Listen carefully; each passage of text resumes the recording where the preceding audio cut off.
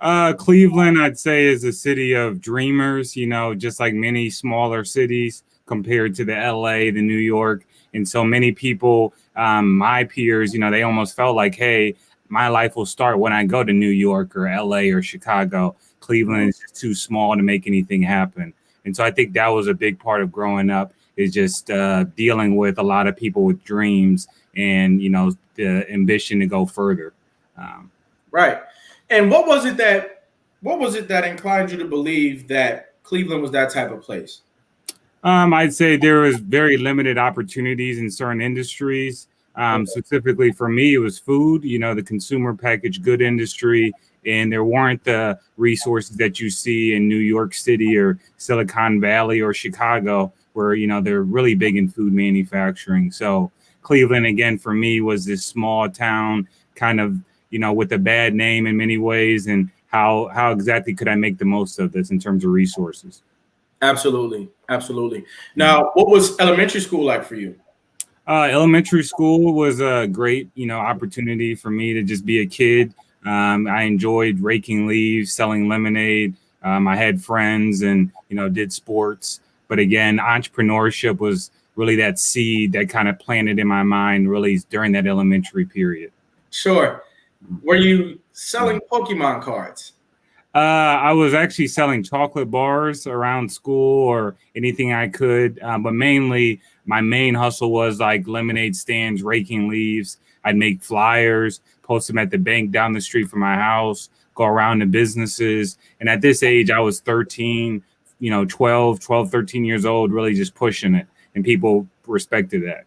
Absolutely. Now, where would you say that the seed was planted for you, the entrepreneurship seed? When was that planted? I like to say around that time in grade school when I was, hustling around the neighborhood, raking leaves, selling lemonade, because that showed me, hey, I can be my own boss. And there's power to that. And I'm making $200 in this one day. And it wasn't about the money. Again, it was just about I set out to do something and I saw it happen. Absolutely. Absolutely. And if I'm not mistaken, Shaker Heights, they have big lawns out there, correct?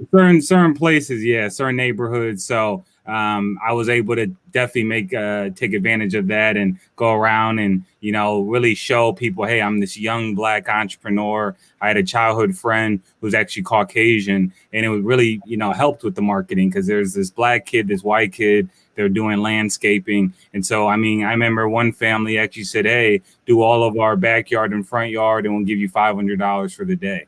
And I actually remember thinking, oh, we're rich, and Yeah. that was a lesson for me because we wind up never completing the job fully. We Right. tried the best of our ability, but we wind up realizing it was too much work for two people. Right. But they didn't care so much about the work. They just wanted to help us out. But again, for me, that taught me as a youngster, don't bite off more than you can chew. So Wow. I mean, that's a great lesson to learn early on. And then you also learn the importance of diversity, exactly. the importance of diversity and inclusion. And so I think those are two great lessons to have early on that obviously propelled you forward later on in your life. So, that being said, did you have were you inspired by any of your neighbors who did lawn care as well? I'd say what my biggest inspirations around that time were other entrepreneurs. And so in grade school, I would actually go to the library during break or whenever and actually pick up the Entrepreneur magazine and just read the success stories. And Mhm. that drove me. And then we can speak about this a little later, but my biggest inspiration at that time was a guy named Farrah Gray. And Okay. Farrah made $1 million at the age of 14 years old.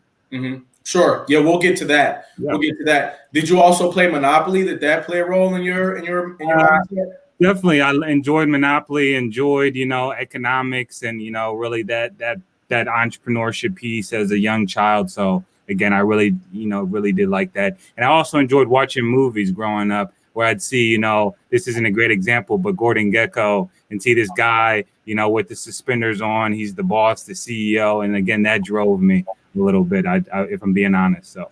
Absolutely. And sometimes you get raised by media a little bit. Media is a place where you find examples and role models and just people to love, people who are good at what you do already. Yeah, so I can identify with that. Definitely. Sometimes I'm watching a movie and I'm thinking, I just like that character so much. Right. Exactly. You know, when I was younger, sometimes I would watch a movie and I would look at the way that they were dressed, and then when I would go to look for something to wear, I'd be looking for something like what I saw in the movie. Exactly. That inspired you to go and do that. Exactly.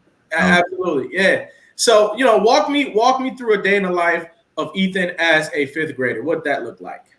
At that age, and that's so long ago now that it's hard to remember, but my mom was big in education. My father worked in social working. So I had both parents, you know, and really just education was really a big part of them raising me. And so going to college, finishing school, that was always the priority. But I was one of those people that kind of moved to his own beat. You know, maybe didn't necessarily color in between the lines. So entrepreneurship, doing mini projects, always on the side, it was always a priority. So that typically was a week or a day for fifth grade Ethan Holmes. Yeah. Mm-hmm, mm-hmm.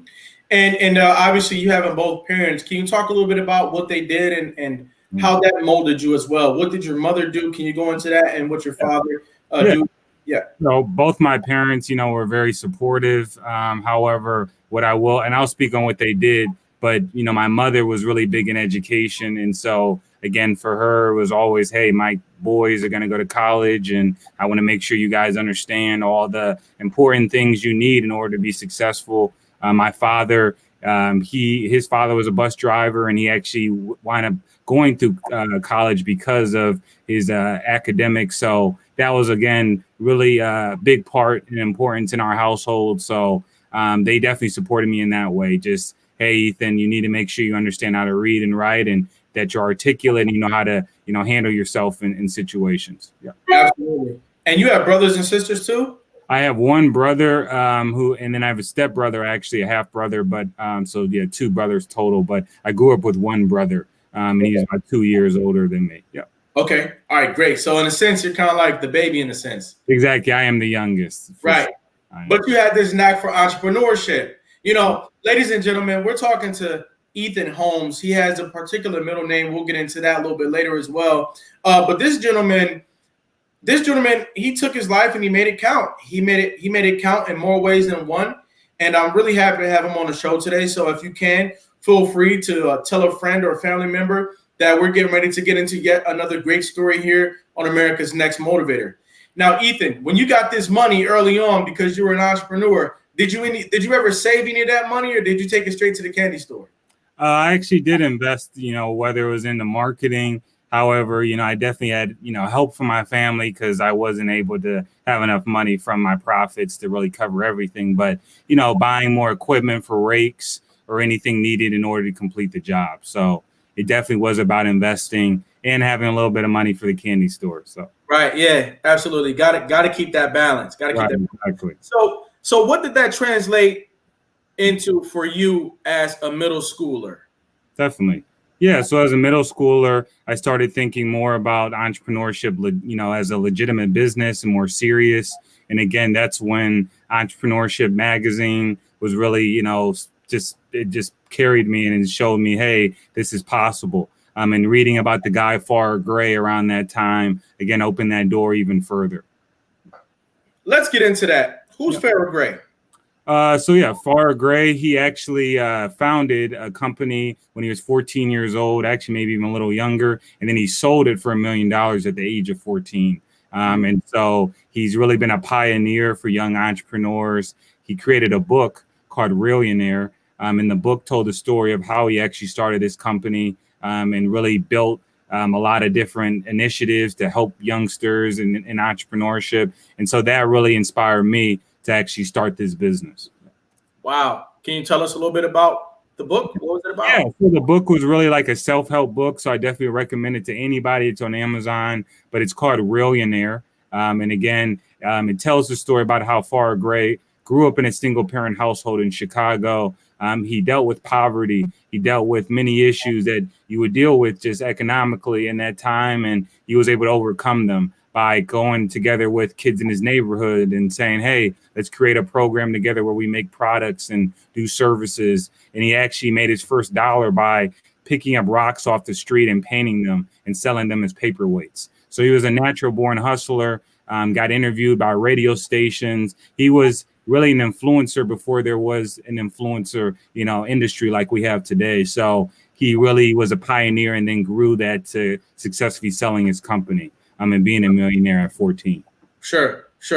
I also read a story about a guy when I was younger, because I'm familiar with the Farrah Gray story. He was one of the people who went viral before viral was really a thing. Exactly. Yeah. I don't know if it was Farrah though or Farrah, but there was another gentleman who made $1 million by creating a website. Now everybody was trying to figure out how to be a part of the .com era, and this particular gentleman, if it's not Farrah, he allowed people to buy a sponsorship of, let's say, $1 for their logo. And he created a website out of people's logos, and that was the way that he made $1 million. Wow, that's impressive. He became really popular for that, and I was personally inspired by that. Farrah Gray, I was also inspired by his story, by him being, such a young millionaire. So I'm right there with you about those. And if I can add, I actually met him after reading the book in Columbus. My godmother actually gave me the book. She's a big part of really motivating me and a big part of my story as a young guy starting this business. And so she took me to Columbus. We met Farrah Gray. He spoke and he said, "Hey, keep going. Here's a signed autograph." And that really lit a fire under me to, make this happen. Sure. Now here you are years later, prepared to provide some motivational words to a young man out there. He might be 15 years old. He might be thinking about entrepreneurship today. I'd like for you to take about 15 seconds, and I'd like you to speak to the young people out there who are thinking about pursuing their entrepreneurial endeavors. Definitely. And what I would say to those that are, thinking about doing entrepreneurship as a career, entrepreneurship is all about the mindset. It's all about, taking something that doesn't exist, a problem, a problem that is going on, and actually creating a solution for that. And so you don't have to recreate the wheel. You just have to take something that's there and innovate it. And so that innovation is a big part of it. And number one thing is make sure you tell people about what you're doing, because there are people out here that want to help you. There are resources out here, grants, programs, incubators, accelerators that actually help young entrepreneurs, make their dreams come true. So again, it's really just about, staying focused on what you want to do, hitting the pavement and making it happen, and making sure you're telling people and taking advantage of those resources in order to launch. Absolutely. Can you tell the people out there what an incubator is? Yeah, an incubator is similar to a program or a group or accelerator where essentially you sign up for this.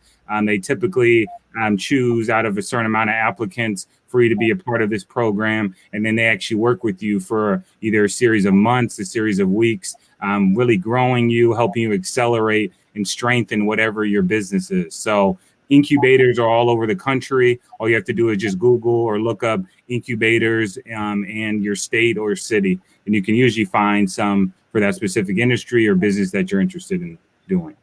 Now, a young person or even a young adult who's not in the know, they might think incubator and they might start thinking something that they saw Spider-Man or Superman or something like that. Is an incubator like an office space? What is it? So it can be an office space, but again, it's really just look at it as a collective of people coming together with someone, or whether it's a company, whether it's an organization, growing and leading those people, saying, "Hey, you need help in sales. You need help in marketing. For the next 3 weeks, we're going to work on sales. For the next 3 weeks after that, we're going to work on marketing." And so that incubator is really helping you grow while you're still also being, independent and solo on your own enterprise. But again, there's a lot of incubators out there. Mm-hmm. All right. Yeah. So ladies and gentlemen, go out there and find an incubator. I don't think it's ever too late to get involved in an entrepreneurship endeavor, but you're also never too young. As soon as you have an idea and that light bulb goes off about something that you want to do, doesn't matter if you're 5 years old, 6 years old, go ahead and get out there, or 11 years old, go out there and get started. Wouldn't you say that? I would definitely say that. It doesn't matter what your age is. One of my favorite entrepreneurs who's also a role model, her name is Michaela Ullmer. She actually Michaela, Mikaila, last name Ulmer.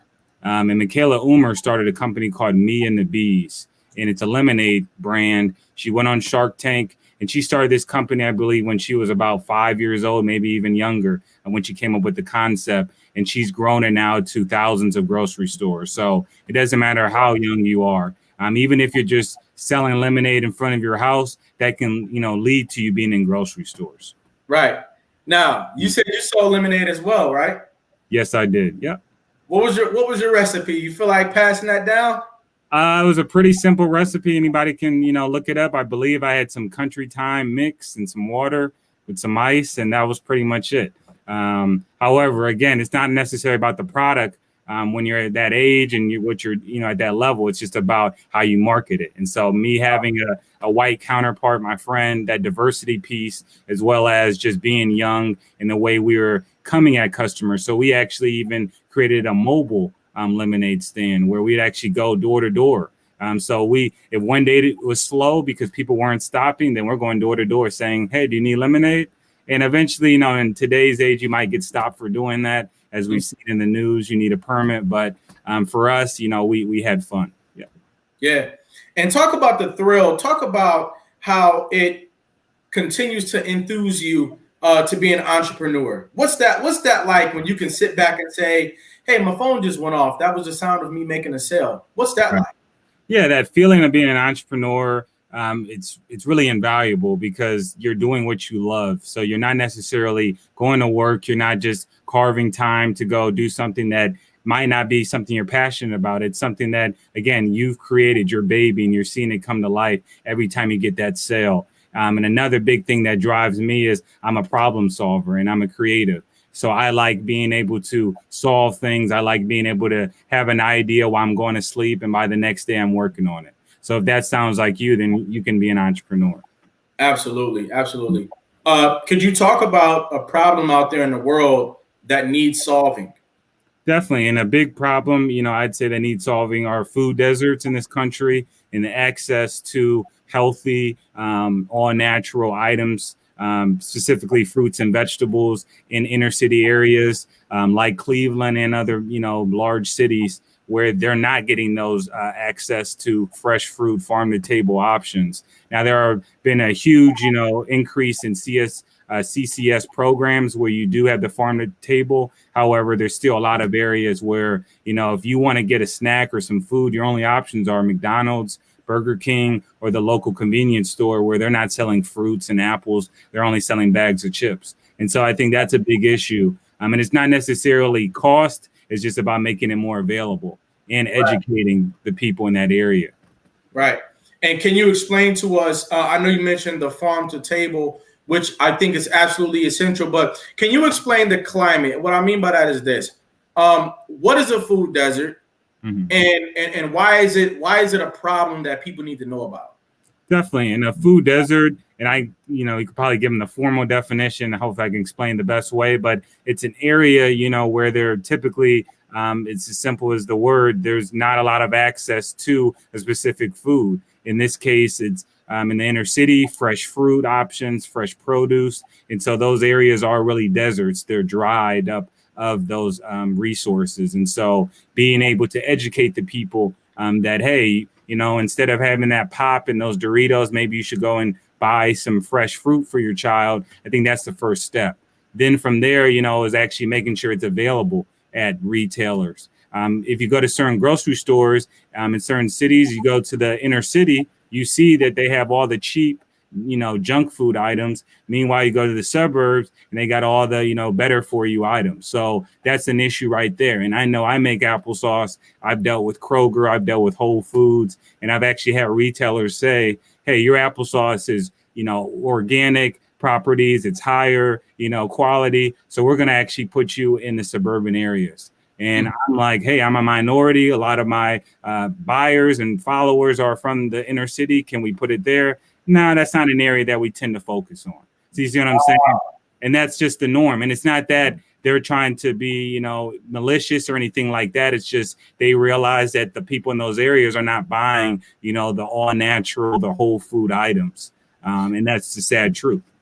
So what can we do to educate people on the need for them to eat, whether it be organic or fresh fruits and vegetables, to make a difference. Because you look at somebody like me, myself, there was a period of time where I'm drinking orange juice out of a can because it needs to be mixed with water and made into orange juice. I'm drinking grape juice out of a can. It needs to be mixed with water and made into a pitcher of juice, to the point where I really thought that fruit juice came out of a can. And so when you talk about living in a food desert, you're talking about young people who are growing up in neighborhoods and never really eating fresh fruits and vegetables or understanding the value of fresh fruits and vegetables. So when the corner store puts a jar of Ethan's applesauce, Holmes applesauce, and that applesauce costs $6, right? It might be the most expensive thing, throughout half the store, and they're thinking, oh, I'm not going to buy that because it's too expensive. By the way, ladies and gentlemen, we're talking to somebody who not only went around trying to solve rinky-dink problems, this man created his own applesauce. We're going to talk more about that in the second half. But right now, when we're talking about food deserts, the fact that you've got young people growing up who might never, they might never in 15 years have a jar of organic applesauce, right? Exactly. What can we do to educate people on the importance of fresh fruits and vegetables? And I think, number one, it starts with at home, and I know they're doing a lot of initiatives in school. Michelle Obama over the last several years has done a ton of work with the government of making sure that in schools that they're getting fresh fruit and vegetables for those that are, not fed before they come to school, or that might be their only meal for the day. So making sure they're getting those vitamins and those fresh nutrients is something that the schools are doing.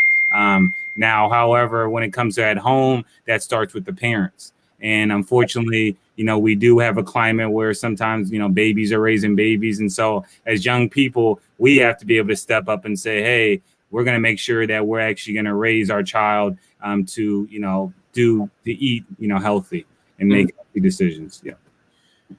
Are people more inclined to healthy outcomes when they eat fresh fruits and vegetables? Does it make them better performers? I believe so. Yeah. I mean, obviously you can live longer, you're healthier, you feel better. And so all of those things are important specifically. Okay. Definitely. Okay.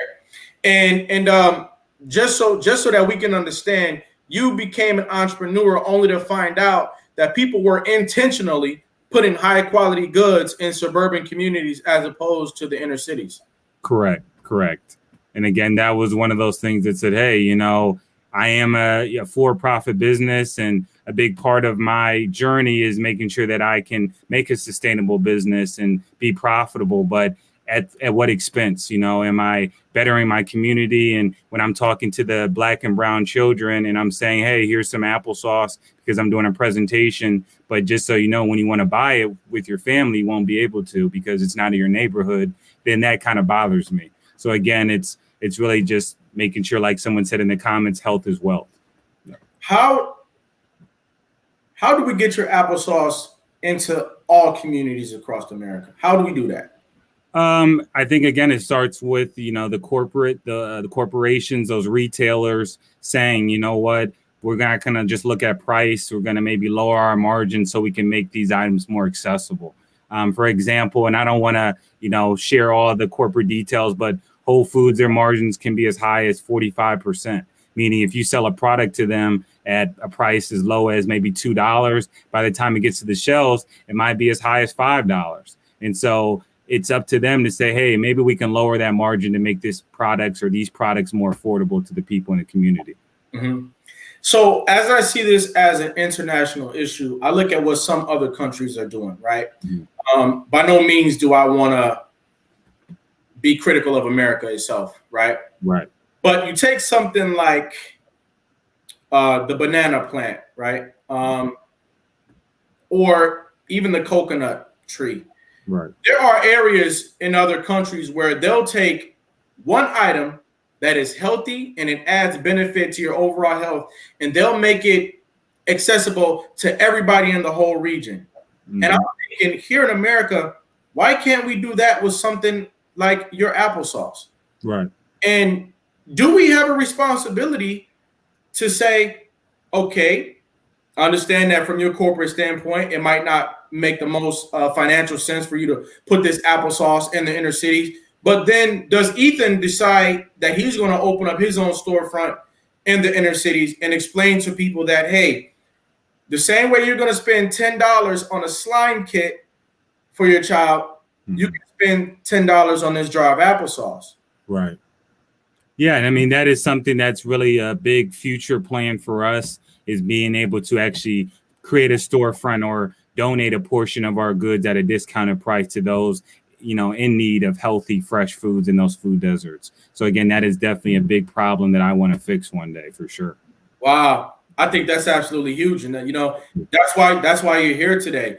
Because for a young person who might be growing up in a disadvantaged area, to have a storefront that's not just a corner store, but it's actually selling organic fruits and vegetables, something like your applesauce, I think that would be a real difference maker. Definitely. And so what we do, a big part of being able to do that, is we actually focus a lot on youth entrepreneurship. Specifically in Ohio, has mainly been our targeted area, but we've worked with hundreds of high schoolers, middle schoolers, where we go into classrooms, we teach them about entrepreneurship through my story and through applesauce, allow them to pitch to myself about their own business ideas, and then they actually get to take home with them a cup of applesauce. So that way we're actually going into the inner cities, we're teaching them something, and then they're actually taking home this applesauce that they can go and say, hey, Mom, look what I got. So that's a big part. And we call that the Homes Entrepreneur Initiative. And it's our entrepreneur program we've been doing since 2015. Wow. Thank you. Listen, I'm ready to support you and encourage the community to support you. Oftentimes it takes somebody who grows up in an area to think about what's going on and solve the problem. There were many, many, many articles written about food deserts across Ohio and other areas like that across the country. But you decided to do something about it, and I think that's great. Ladies and gentlemen, we're talking to Ethan Applesauce Holmes. His name is Applesauce for a reason. We're going to get to that right after a brief message.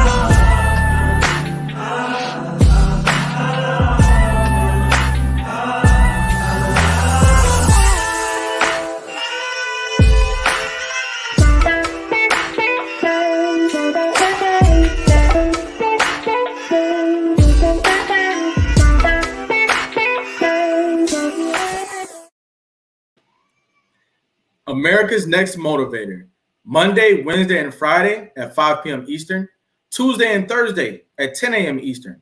America's Next Motivator, hosted by me, Cedric Riley, and sponsored by the Pride Empowerment Network, Inc.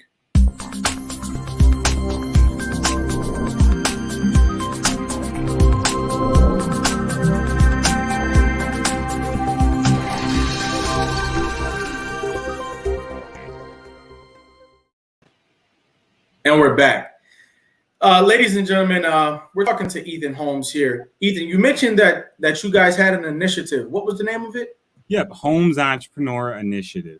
Okay. And what's that about? Yeah, so it was founded in 2015, and the mission really was to be able to teach the youth entrepreneurship and being able to have that entrepreneurship mindset in whatever they decide to do. And so we've done it in a variety of different components where we've actually employed the students as interns in our business, and they actually go into grocery stores sampling our products. They get paid a stipend, and they learn entrepreneurship, confidence building skills all through the making and selling of our products. And then another part is actually us going and doing workshops in schools. Right now, we're doing everything virtually. So over the summer, I've been doing quite a lot of Zoom presentations, teaching entrepreneurship to these students.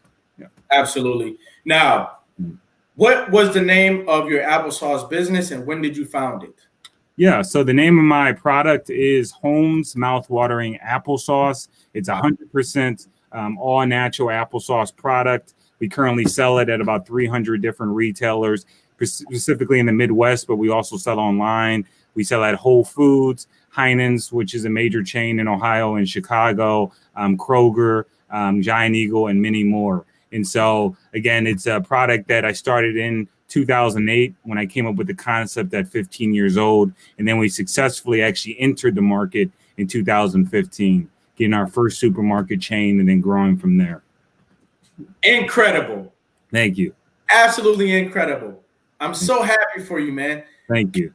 Well, sir, can you talk to me a little bit about what that journey was like for you from conception to the actual, bringing it to market? How did you, start from the jar? How did you create the jar? Let's talk about it. Yeah, so when I was 15 years old, I had a huge interest in entrepreneurship.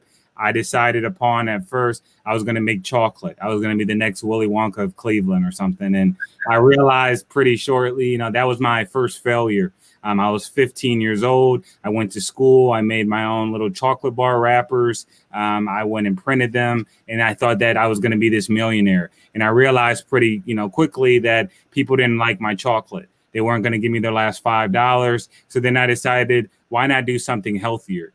This was a time where health conscious consumers were really emerging. Organic was a big trait that people were looking for. So I decided upon applesauce. And then I realized it's a product that, children consume, elderly, and everyone really likes applesauce, specifically in America and Europe. But the problem is it's always made the same with apples, sugar, and water, and sometimes ascorbic acid, which is an artificial ingredient, and other artificial sweeteners. So I said, why not make a product that was different than the rest, that had that homemade taste and feel? So I went to my grandfather. He actually lived with us. He was retired. He showed me how to make the applesauce one day. And then from there, I said, all right, I know how to cut the apples up. I know how to boil them, mash them, make applesauce. But this isn't Ethan's, mouth-watering applesauce. This isn't Holmes' mouth, So I spent a year in the kitchen trying new recipes, not trying new pieces of fruit, new apples, strawberries, anything I could, writing down the recipe, putting it on the refrigerator, and coming back the next week to improve on it. And so, again, that was really the start from, this concept to actually getting it in a jar. From there, just to kind of wrap it up, I had this final product, but I didn't have a label. I didn't have the packaging. So I actually reached out to a gentleman named Ron Hansen, and he actually, I said, hey, would you do some branding and packaging for my company? He said, you're 15 years old and you have this business. I love it. I'm going to invest in you and I'll do all your branding and packaging for free. And so this logo, the birds, all of this was created at first in 2008 for free. And from there, I was able to go back and spend money with him to invest and, really expand on that. So that's kind of how we got the packaging developed. And the reason why I share that story of how this gentleman named Ron invested in my product and my packaging is because I didn't know this guy. I just went on Google and I searched graphic designers. And I emailed about 6 different companies. Most of them didn't respond because he said, hey, this guy's a young black kid. He's got no money. Why would we respond? But this guy liked the fact that I reached out, that I was trying to do something. And so he said, I'm going to give you something that's worth $25,000, value, and do it for free. And so when you tell people about what you're doing, they'll want to invest in you. Absolutely. Absolutely. How many times were you told no before you got that one yes that really changed the trajectory of your business? I couldn't even tell you how many times, but it was a lot. I mean, countless times. I went to grocery stores from 15, all the way up to 19 years old. And I'd bring in a jar and say, hey, this is my product. They'd say, I love it. Tastes great, but you don't have nutrition facts. You need to get that together. Or, hey, you know what? You're missing the barcode. It needs to be a certain size. And so every time I'd get that feedback, I'd go back and improve. I then go to my local Ohio Department of Agriculture office and say, hey, what can we do to get this ready? And so every year I was almost getting better and getting my product more ready for the shelves. How many years did it take you to actually get your applesauce on the shelves? I officially got on the shelves in 2015, and I started the concept in 2008. So several years of really just, grinding it out. and really just starting from scratch, going around with a business card, giving out jars to friends and family. And there's a really great story you guys should look into by Damon John, who started Fubu, who's been a mentor to me over the last few years. But one thing that he's always said that's very important is he started off with 1 or 2 shirts, and he would actually give them out at video shoots and say, hey, great job, LL Cool J, but I need that back. And that was kind of me. I only had a box of maybe 20 jars, and I was like, hey, take a photo with it. If you like it, give me some money and I'll go make 3 or 4 more. And that was really it. I didn't have a ton of product. I didn't have a ton of resources, but I wanted you to think I was this millionaire. I had everything going. Yep. Wow. Now, what was the number one thing that you learned from, the levels of rejection that you experienced along the way? Definitely. And I will say that I've gotten more rejection as I've gotten older and become a full-time entrepreneur than when I first started. But it's a different level of rejection. But I'd say the rejection really drove me. You get more used to it. And then you also, and I think this is very important for anybody who's doing anything, whether it's entrepreneurship or school, you got to make sure that you think with a level head and think realistic, meaning that you might get an opportunity, a grocery store that says, hey, we're interested in learning about your products. I remember I used to screenshot that. I'd send it to my family. I'd post it on Facebook. Hey, everybody, this grocery store wants to learn about me. Turns out that they liked it, but they were going to go in a different direction. Now I had to go back and tell everybody it didn't work out. So I realized that rejection is part of life and that you got to just be able to keep moving forward with it and not let it stop you.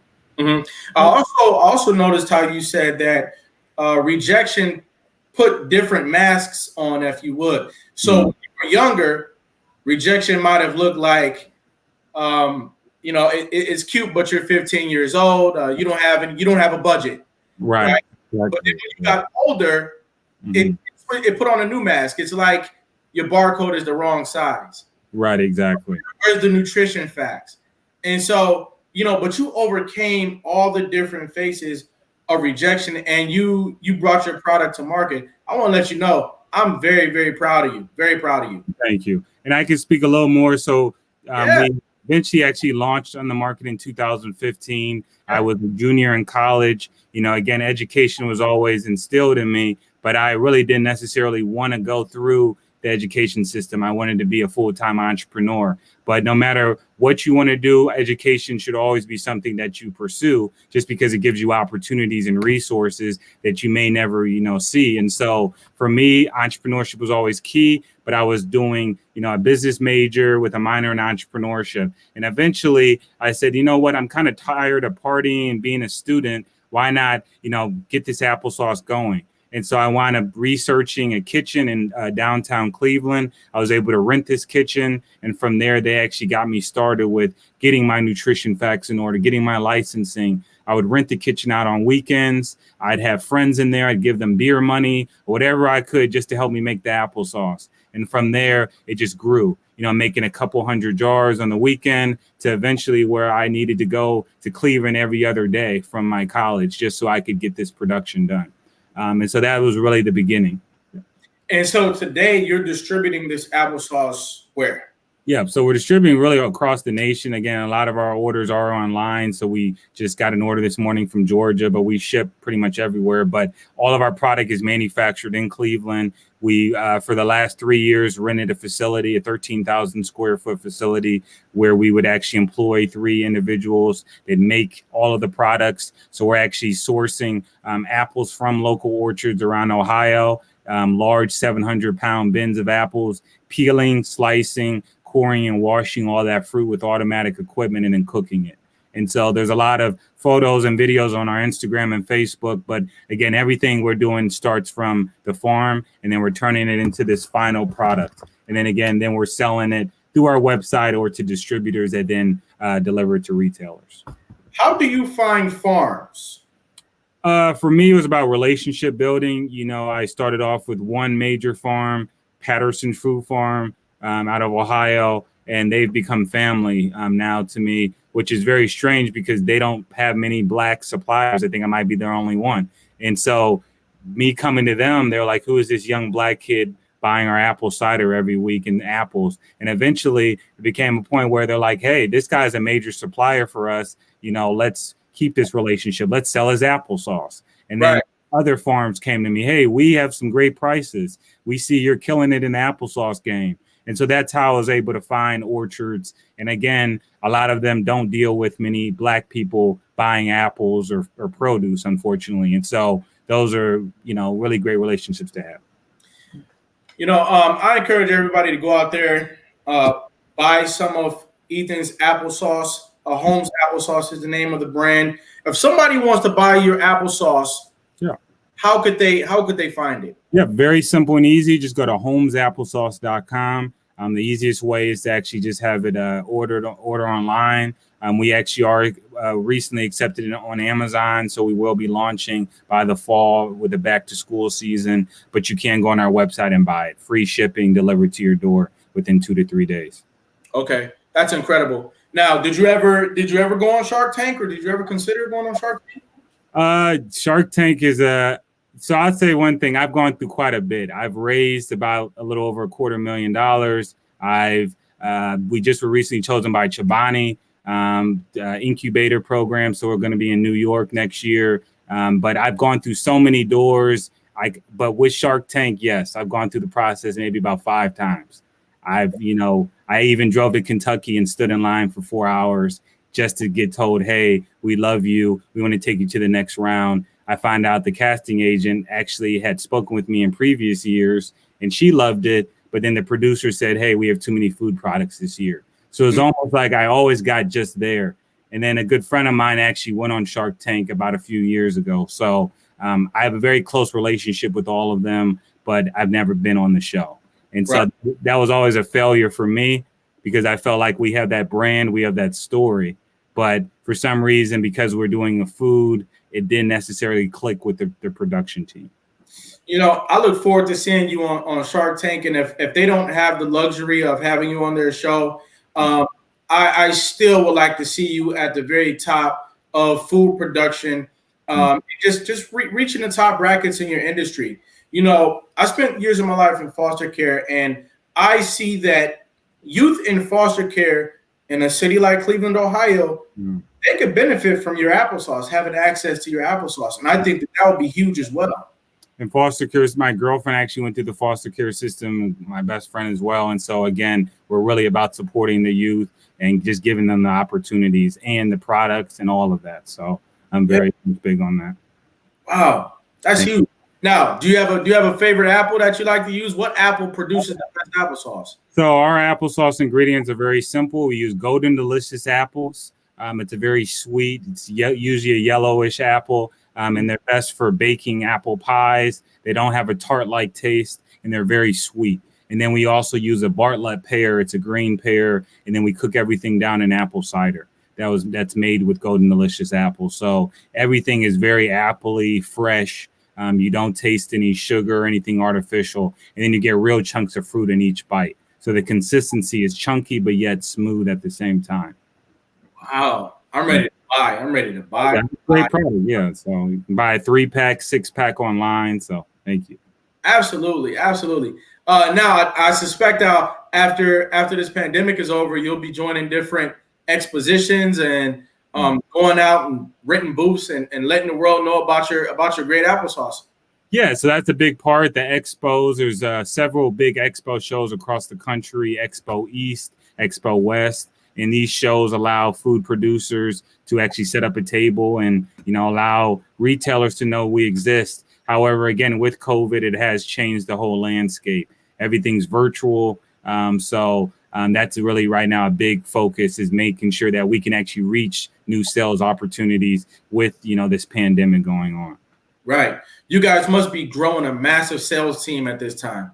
Right now, everything's really been internal, so we've kept everything lean. And so that's another lesson for everybody. Keeping your business lean is number one. We've rented a facility where we actually, I can go into this more detail later on maybe another segment, but where we were able to leverage that opportunity, where we're able to pay as we produce. We then only hired a few people on our staff.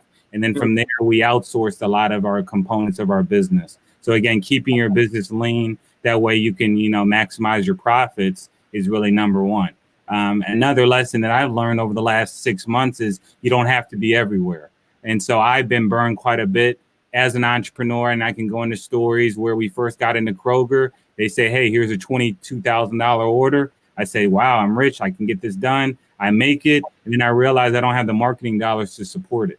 So maybe it's not great to do a $22,000 order if you don't have the marketing dollars or the people to actually make sure it's going to sell. Because otherwise, they'll go back to you and say, hey, thanks for that $22,000 order. We now need to charge you back for $9,000 of it. And now, yeah. Mm-hmm. Now, can you unpack that for us? What's that mean, the marketing dollars? Because if somebody's already buying it, does that imply that somebody's going to buy it out of their store as well? Well, no, not necessarily. Just because people might like your product doesn't mean because you get in an area or in stores that people are going to go and buy it. And if they do buy it, are they buying enough of it? And we call that velocity or turns. How often is your product moving in those stores per store? And so I've even just did a call with Whole Foods several weeks ago. We're working on right now expanding from just Ohio to the entire region. And they told us, hey, we don't look at how many stores you're in. We just look at if you're in one store, are you doing hundreds of units or are you in 10 stores only doing a few units? Right. So that's more about what your velocity or movement is per store. And so that can be applied to anything you do in business. Just don't get lost in trying to be everywhere. Just focus on doing well in that one customer. Right. Yeah. Right. That makes a whole lot of sense. Definitely. I mean, you're somebody that is great to have a conversation with because, I grew up wanting to talk to people who are figuring out business. Mm-hmm. And those people aren't always easy to find. But we have an opportunity to talk to you today, to pick your brain, to learn your story, and to really, hopefully apply it to our lives. And I think that's truly remarkable. Thank you so much, Cedric.